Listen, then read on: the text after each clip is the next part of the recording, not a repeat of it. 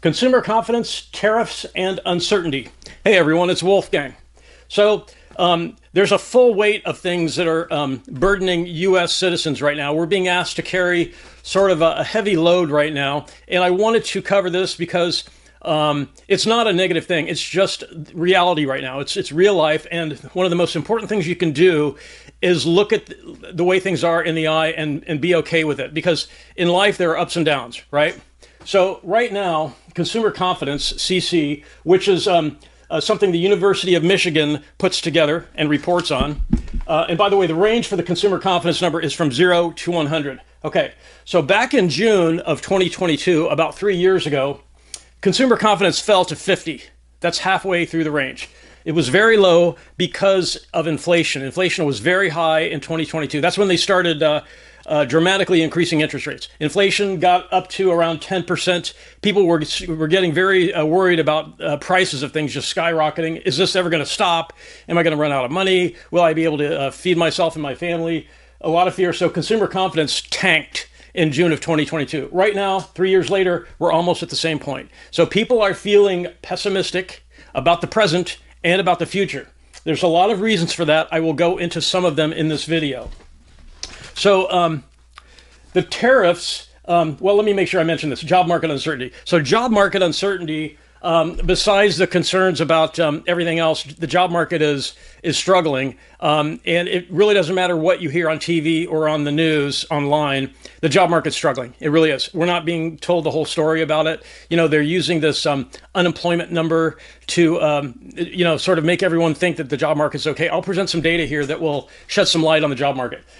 Tariffs, right now there's a 10% universal tariff in effect. So a 10% tariff, an increase in the price of everything coming into the U.S. of 10%. And for right now, companies are not passing on this tariff to consumers. And you can probably guess why, right? If consumer confidence is all the way down at 50.8, what do consumers do when they don't feel confident? What's the number one thing they stop doing? Spending money. Consumers who are worried about the job market, who are worried about, where our prices are going to be, inflation, are the tariffs going to increase prices? They stop spending. So companies cannot pass on the tariffs due to the low consumer confidence. So there are some luxury goods that are feeling the effect of the tariff, but people who can afford luxury goods, it doesn't hit them as hard as lower income and middle income people. But for the most part, companies are not passing on the tariffs to their customers. They would lose the customers if they tried that, and they probably know that.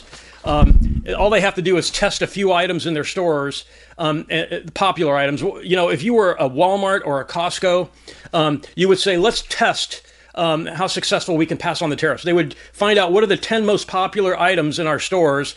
Let's impose the tariffs on them. They would watch the decline in purchases to see how successful passing on the tariffs for all the other items would be. I would imagine they've already done that, and they've discovered they can't pass on the tariffs. Consumers are at record low confidence right now.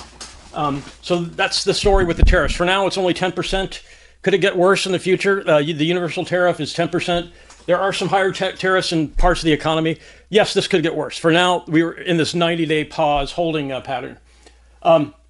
Another thing that's affecting consumer confidence is there's an economic slowdown. When people stop spending, because consumer spending is 70% of the gross domestic product, when consumers are low confident and they stop spending, GDP drops. The gross domestic product drops, people stop spending, they stop demanding the same quantity of goods, so those goods stop being produced in the same quantity. So the gross domestic product of the U.S. fell more than it has in the past 3 years. It hasn't fallen like the GDP has fallen right now more than it has since 2022. Sort of the same story with the consumer confidence. The consumer confidence, 3-year low. The GDP has dropped to a 3-year low. So there's this recession indicator called the SAHM rule, SAHM. You should look that up. I would look up the SAHM rule. Right now, the SAHM rule is at 0.4%. We are this close to a recession, according to the SAHM rule. A recession is 0.5%. So we're just a tenth away from being in a recession. So consumers are not confident. They're not spending. GDP has dropped to a 3-year low, and we're close to a recession. So Okay, let's talk about job losses. So I realize that online and on TV, you will hear stories of the job market is healthy. So that, I'm sorry to call it a lie, okay, but it is a lie. That lie is so old, I can't believe they're still passing that on. In February of this year, 1,800,000 jobs were lost.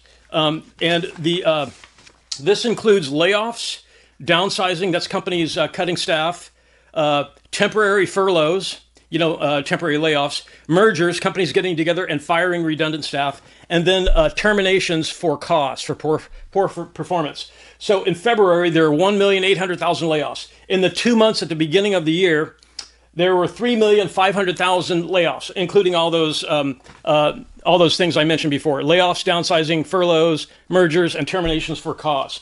So at this rate of layoffs, if you apply this on a monthly basis to the past 12 months, we are talking 21 million layoffs. That's what the estimate is, that 21 million people have lost their jobs due to layoffs, downsizing, temporary furloughs, mergers, and firings for poor performance.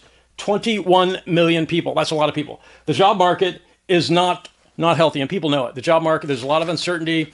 If you know anyone who has lost their job, or if you know more than one person, you know this to be true. And it's different in different parts of the country, obviously, right? But you should not listen to the job market is strong lie. I have my own suspicion as to why they're continuing that lie, but I really don't believe it. So I didn't have room for everything. Retail sales have also gone soft. They've declined about 48% from last year, 2024. Retail sales have declined about 48% from last year. Now, if you watch, if you go into a retail store, and check the foot traffic, you will notice a marked, drop off in people in the store. For example, if you go to Home Depot, I was in Home Depot recently, and the store looked almost empty, and it was in the middle of the day when tradespeople are normally out and buying stuff for their projects. And retail stores in general, business is quite soft. They're not passing on tariffs to customers. They don't have enough customers to pass the tariff. If they start trying to pass on these tariffs, their stores will go empty. So there's a possible silver lining to our current situation, okay? A possible silver lining. There's a tax cut package being worked on in Congress, no tax on tips, no tax on Social Security for seniors, and there's a couple of other things. Because we're being taxed to death. I mean, people are, taxing waiters and waitresses on their tips. I mean, who came up with that? They're low-wage positions. They're low-wage jobs. It's stop with the theft of citizens' money. No tax on tips. And for older people collecting Social Security, you're taxing their Social Security. Who comes up with that? They're not in a position to pay taxes. They're retired, living on a fixed income. So there is a projection that if the tax cuts are passed, it will help stimulate the economy. One thing that would definitely help the economy immensely is if the Fed would lower interest rates. And here's why. If the Fed would lower interest rates and mortgage interest dropped so that more people could afford to buy a home, when people are selling a home or buying a home, it stimulates so many things in the economy. These people buy window coverings, flooring, carpeting, vinyl tile. They buy paint and supplies. They buy appliances. They buy lighting. They buy furniture. They hire tradespeople to do the work on the place. So if the Fed would lower interest rates, that would stimulate the economy. But as we all know, the current Fed is kind of broken. Just put it that way. It's broken. They're not behaving rationally. The job market, if we really are losing 21 million people to job loss per year, and obviously some of these people get rehired, right? But if we're losing people like this, and we all know that artificial intelligence is creating mass firings. I think Microsoft just announced another massive number of people being fired, replaced by AI. So the Fed is broken. I don't think they're going to change. If they would, if mortgage interest for home purchases dropped, that would stimulate the economy, because that's what needs to happen. Right now, consumer confidence is the lowest it's been in 3 years. I don't know if you remember what things were like in 2022 when prices were skyrocketing, but people were not too happy. I don't think people are in a very good mood these days either.